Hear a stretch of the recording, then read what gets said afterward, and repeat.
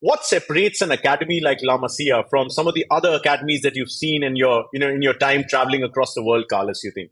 I think that the phenomenon that happens with La Masia has been very special because it was happening in the right moment.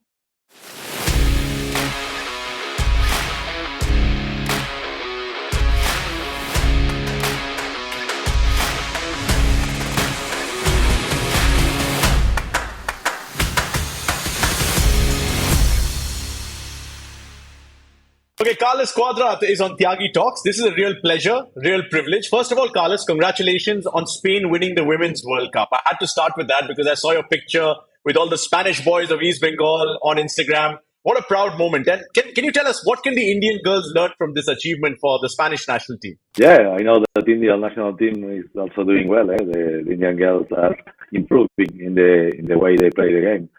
And yeah, just to encourage them to keep going because Spain was just a few years ago doing nothing in female football.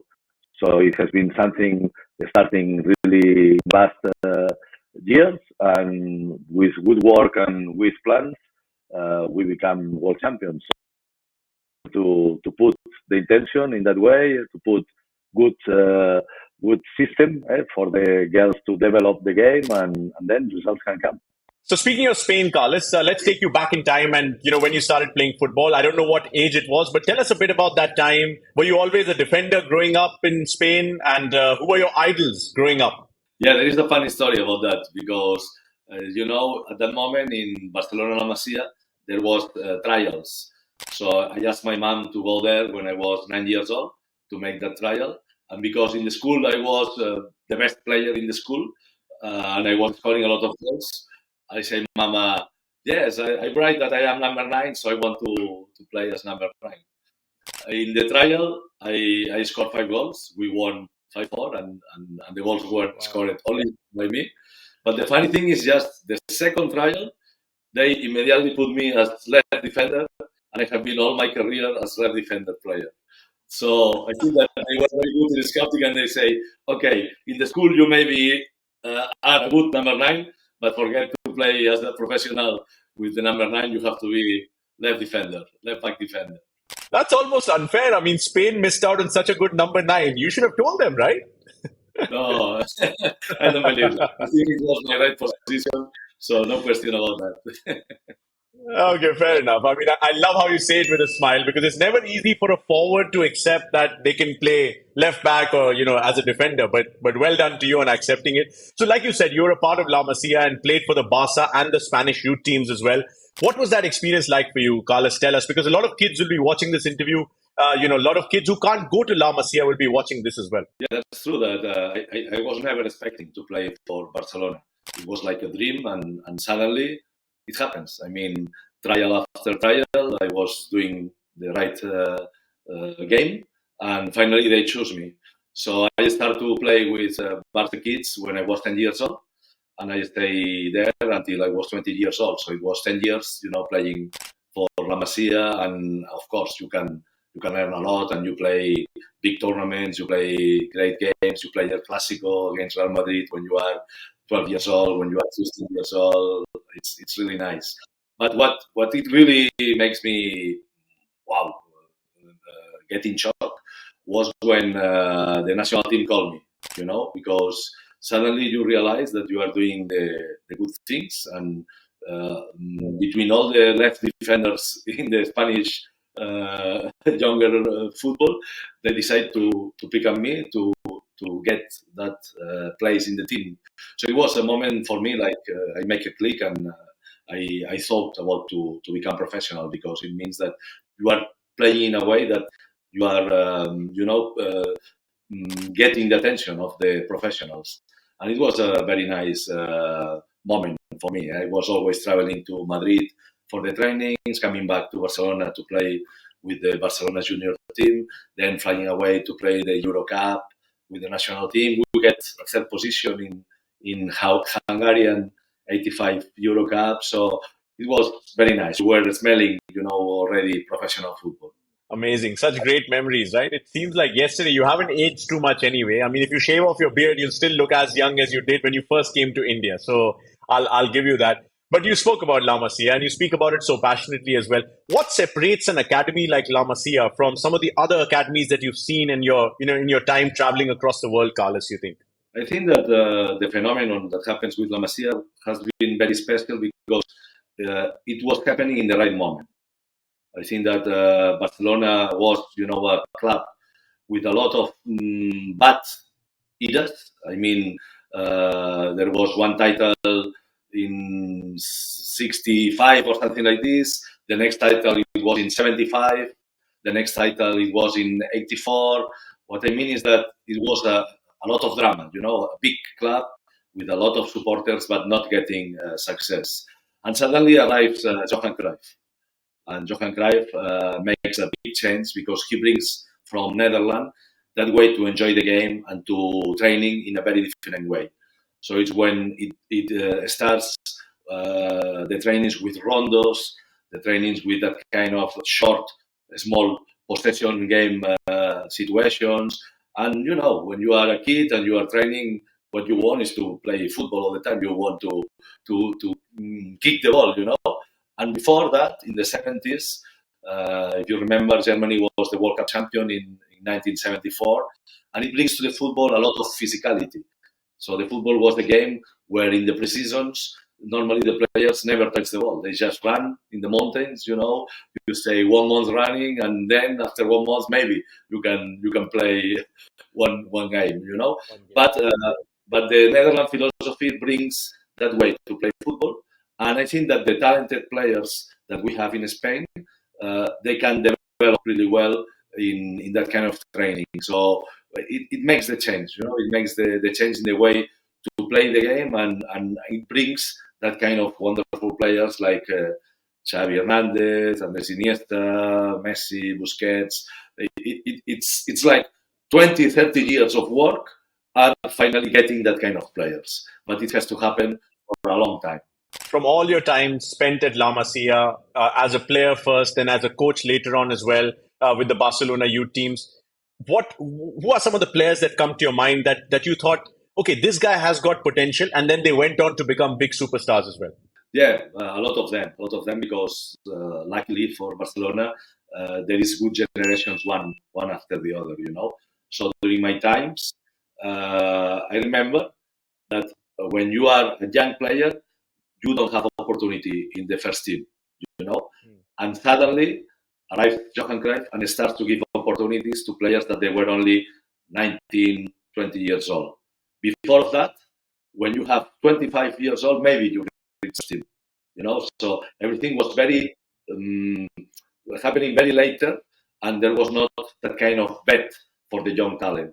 And Johan Cruyff starts to ask players that were playing with me that they were really spectacular players at that moment, like Guillermo Amor, like Xavi Ferrer.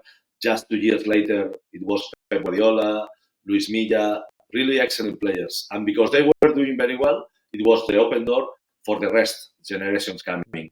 So I was coaching in La Masia, and I saw Xavi Hernandez, and I was thinking he will be a wonderful player, and it was. And the same with Andres Iniesta, with Leo Messi. And now we can see also that it's happening with players like Pedri, like Gavi. And even this guy, there was their first debut yesterday with the first team, Lamine Yamal, and he was playing a wonderful match. So the factory is still producing very good players. And long may it continue. I mean, La Masia is such an inspiration for so many kids who are growing up. I mean, so a lot of people don't get a chance to obviously go there and visit the actual place, but if they do and they're fortunate enough, they should totally do it. Or contact Carlos Cuadrat if you want to get an appointment at La Masia. But you started coaching at a very early age, Carlos. How did that happen? Was that always a plan for you? You thought, okay, I want to do coaching, or was there an injury involved? As what I'd read.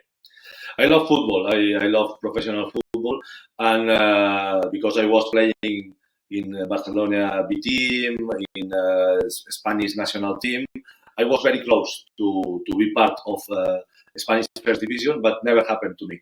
There was different injuries, there was things happening, so I missed my opportunity to play in the top divisions. I only play in the Segunda B, that is like the third division. So I was a good student, So I was thinking, okay, it has not been happening as a player. Maybe it can happen as a physical coach. So that's the reason because I study the sciences of physical education, and my plan was very clear in my head. When I finish to play football, I will start to be physical coach in any team. And when Barca knows that I get my knee injury broken, so I cannot play anymore when I was 30 years old, they call me and they say me, if you want to be the physical coach of the junior team, you're very welcome to come to us. And it's what I did. So I started that career as a physical coach, after that assistant coach, and finally head coach. And you were an assistant to Frank Rijkaard, and then after that you were with Albert Roca as well. If you had to pick one best quality of each of these two gentlemen, what would that be? That's a very good question. I love both of them. So for sure there is a lot of good things they have. But you can name 3, 4, 5 if you want. Yeah. I think that Rijkaard was very good managing the group. You know, he always have the right word for the players, for the staff.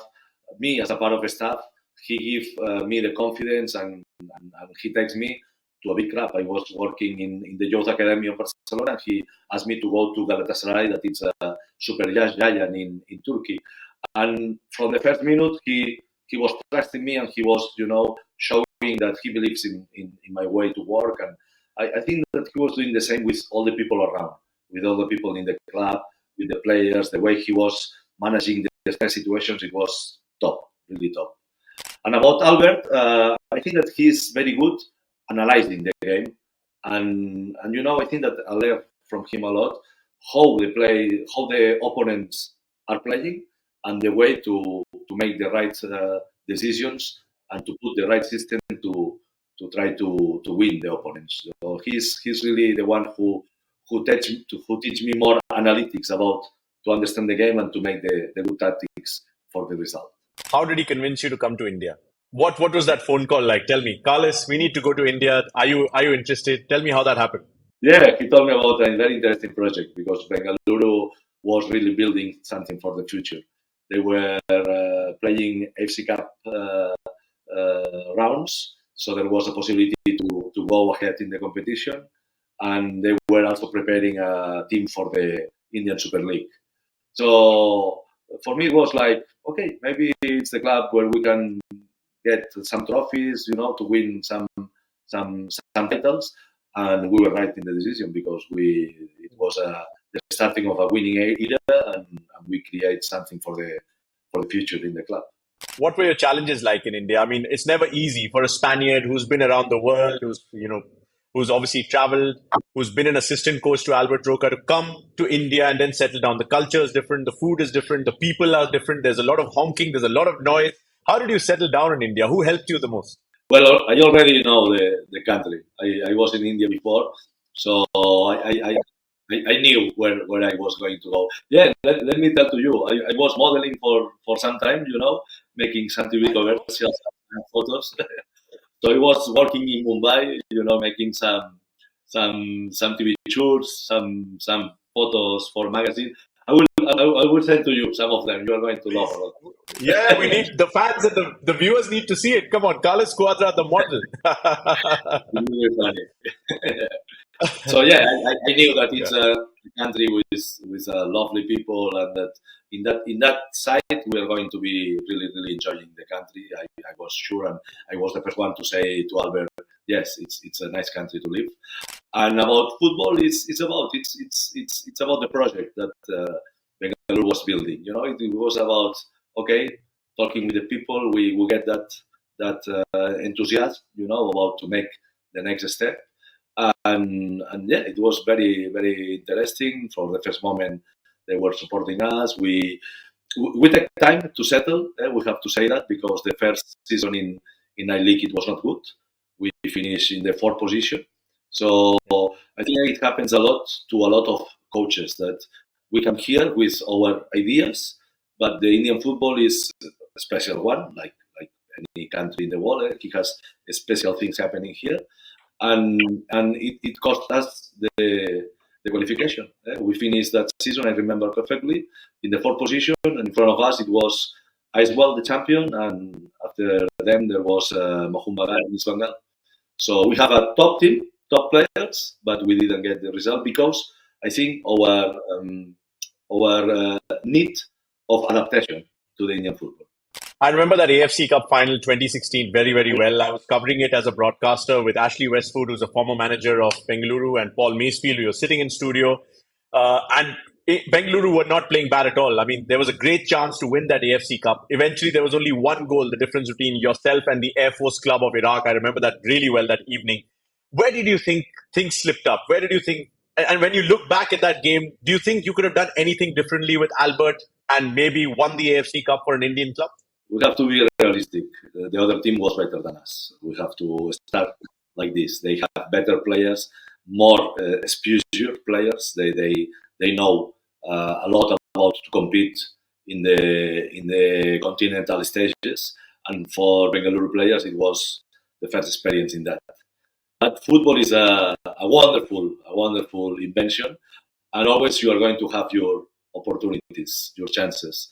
And I remember perfectly in the last minutes of the game that we prepared a very special free kick, and we didn't get the goal just because of this, So when we were weaker than the other team, we could arrive maybe to the extra time with that goal scored.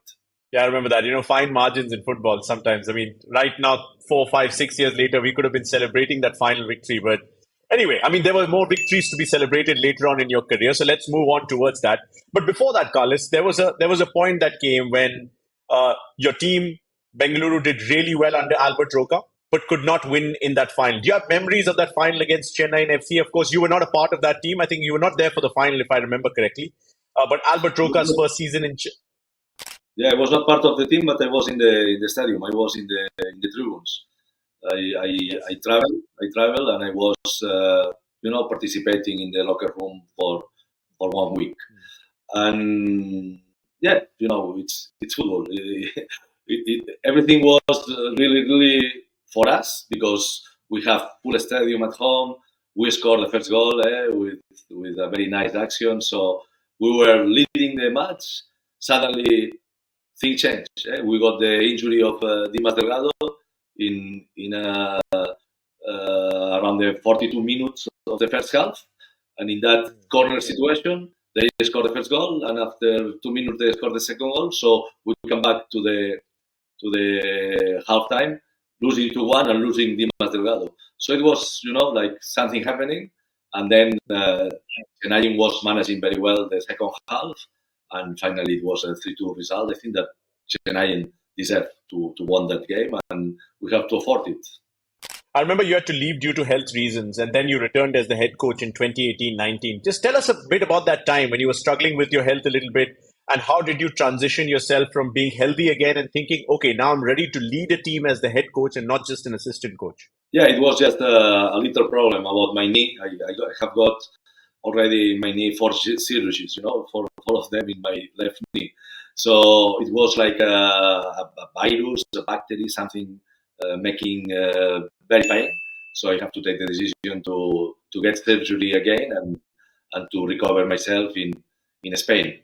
And when I was in Spain, Albert told me that his decision was not to keep working in India because for family issues, he prefers to come back to Barcelona, and he told me, Carlos, I think that you are ready to become head coach, and I have been talking with the club, the players, everybody thinks that you could be the good one, and I have to say that I'm very happy to take that decision because it led me to try myself as a head coach and also to become champion of the Indian Super League. So it was a very profit decision to say yes. And not just winning the trophy, Carlos. I mean, you set numerous records with Bengaluru FC in the course of that 2018-19 season. The unbeaten run, the wins against every single team and all of that. Tell us what was different about that side to the one that played under Roca the year before. Yes, we told before, small details are very important in football. I think that the players were together for 1 more year. It helps, more interaction. And also, the year before, they won the league with a lot of distance of points. They make a very good second half of the league, and they feel themselves very superiors to the rest of the opponents. But the next season, when I start to be the head coach, the difference were not so big. The teams were more equal. The project of Sergio Lovera in Goa was growing up a lot. It was really, really powerful, and there was an improving of the teams in India that make our players to get the game in another way. We were not only getting the result because of the talent of the players. They also have to be working as a team, going up and down as a team, staying very compact in the game. So I think that our travel to Spain for the season works very well for us, because we play against two wonderful teams that are Villarreal B and Barcelona B, and they were really, really superior to us. They really have 70% of possession of the ball. They arrived, but finally the results were so close. We lost 1-0 against Villarreal B, and against Barça B it was 3-0, but we arrived to the 70 minutes of the second half just 0-0. What I mean is that in that process, our players get used to suffer in defense. And I have to be very honest, and I am proud to get Sunil and Udanta working a lot in defense, making the team very compact and giving a lot for the team. And I think it was the base of our success in that season, that a lot of games it was 1-0 to 1, little margins, but because we were working very well as a team in attack and in defense, we were getting the result. You mentioned Sunil Chhetri. What was your relationship like with Sunil? He's such a big figure in Indian football. He's such a mass figure amongst Indian football fans. How was it managing Sunil Chhetri, and what was your equation like with him off the field? He's a great player to manage. He's very professional. He knows how football works. He's very good to have a good influence in the rest of the teammates, because he's one player leading by the example.